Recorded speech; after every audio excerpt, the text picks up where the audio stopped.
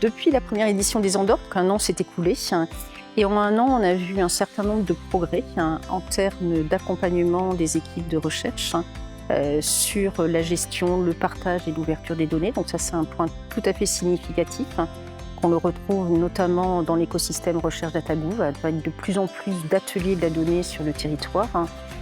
Il s'agit de mettre en œuvre une politique, une gestion, une préservation des données, des algorithmes et des codes sources, qu'ils soient ouverts ou qu'ils ne le soient pas. La politique de sciences ouvertes, elle ne traite que la question de ce qui peut être partagé ou ce qui peut être librement ouvert.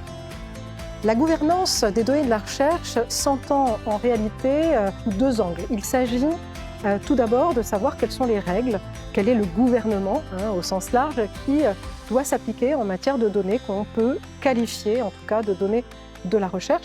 Il s'agit sous le second aspect de savoir quelles sont les règles de gestion des données de la recherche. Donc là, dans un sens qui est un sens peut-être moins juridique, mais plus pratique, plus opérationnel en tout cas. Comprendre la provenance de ma donnée, c'est comprendre finalement comment est-ce qu'elle a été produite. Et elle peut avoir été produite de pas mal de façons différentes. Et donc quand on parle de la provenance d'une donnée, c'est toute son histoire. C'est depuis les données brutes qui ont été obtenues à un moment donné jusqu'à la donnée que je suis en train de regarder aujourd'hui, quelle est son histoire. Et cette histoire, elle est souvent très importante, très large, elle prend beaucoup de place. Le mot-clé interdisciplinarité et pluridisciplinarité, on l'entend aujourd'hui partout. L'élément le plus important à bien avoir en tête, c'est finalement comment est-ce qu'une pluridisciplinarité va fonctionner. Et l'idée, c'est de se rendre compte assez rapidement des attentes des différents acteurs.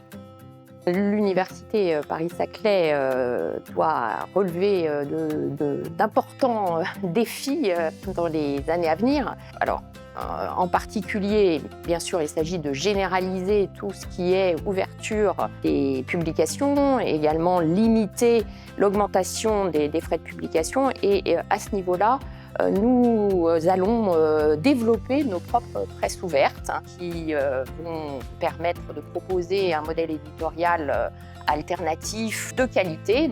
Le challenge à Paris-Saclay, c'est également d'avoir un partage, une ouverture des données et des logiciels de la recherche. Donc il va nous falloir accompagner la communauté pour des pratiques plus systématiques. L'ouverture des données de la recherche, c'est une vraie révolution, mais c'est une révolution qui est lente, qui prend du temps. Le travail qui a été entrepris maintenant depuis plusieurs années commence à porter ses fruits, on progresse, mais il y a encore pas mal de travail à faire.